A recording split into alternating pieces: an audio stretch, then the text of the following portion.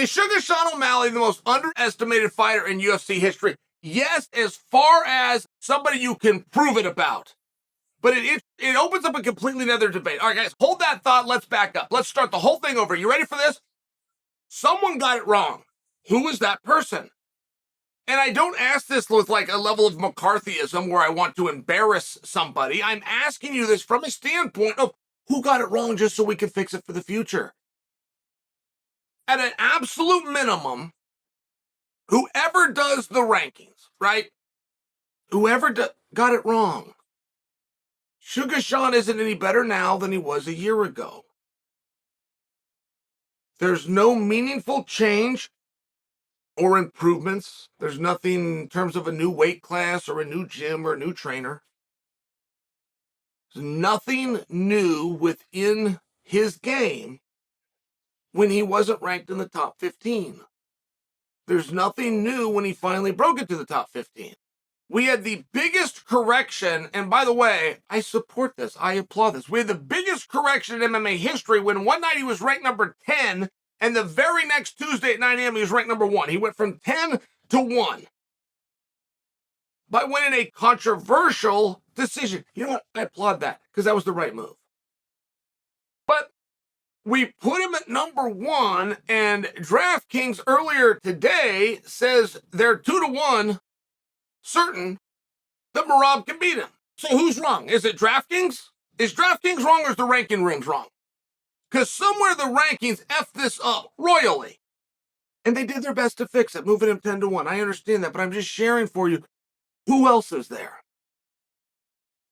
Like now that we've established that you don't know what you're looking at, and I don't mean you guys. Now that we've established you don't know what you're looking at. Now that we've established the rankings are garbage compared to a competitor, who else is lost? It seems as though the audience was very quick to identify Chimaev.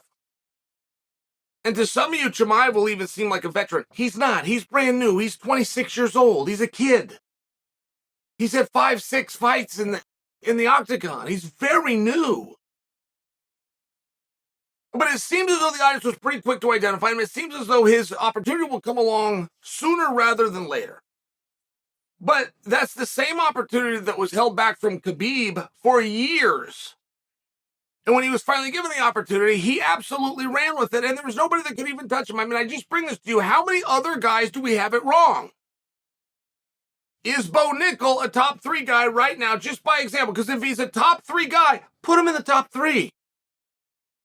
And there seems to be some kind of weird mathematics that we have to do. We go, well, this guy beat 5 guys, and this guy beat 6. Well, this guy stopped 4 of them, and this guy stopped 2 of them. And you start to get into these really weird things. Who's better than who? Who can beat who should they get in a fight? That's what the question is. It's really simple.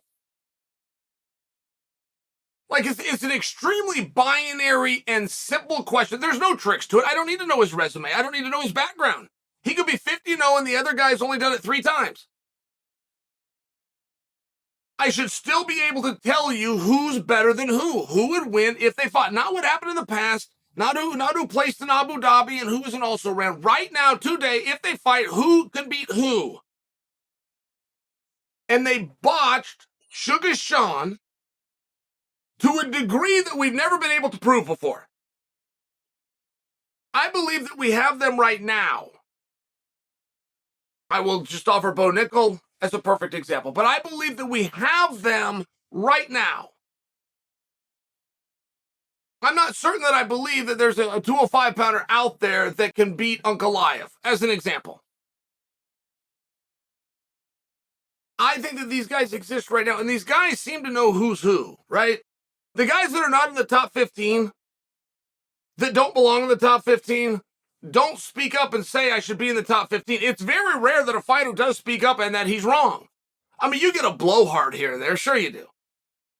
You get a guy that studied or saw a tape on Muhammad Ali and thinks he's got this whole thing figured out. I'm not talking about that. I'm talking about something very different, right? I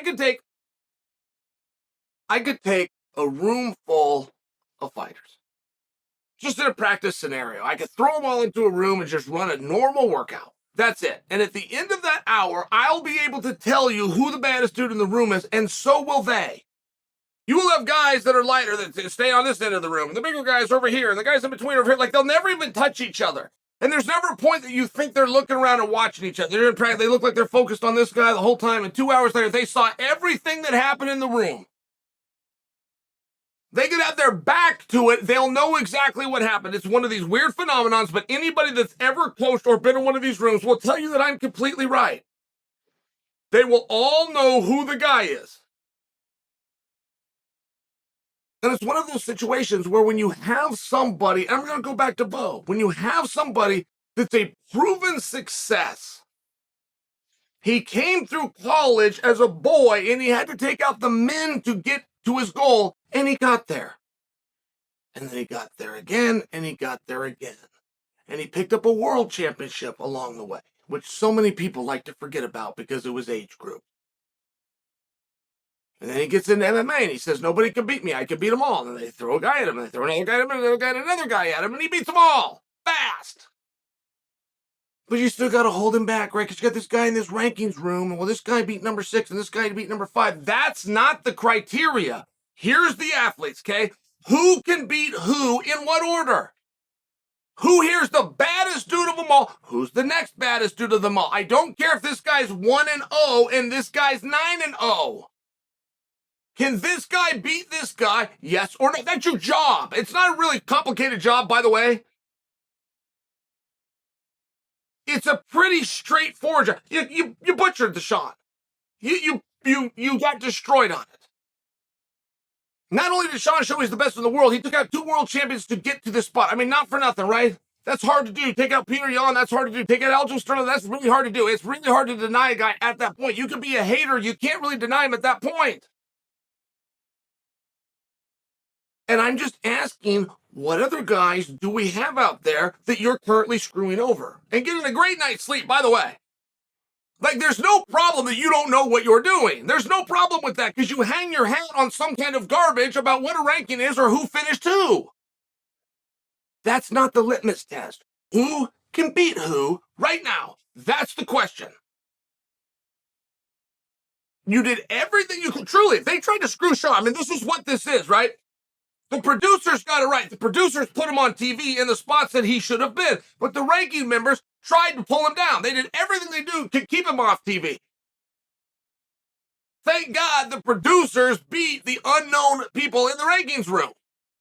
But what other guys are they currently screwing over right now? I'm going to submit Bo Nickel, who's completely undefeated and never left the first round.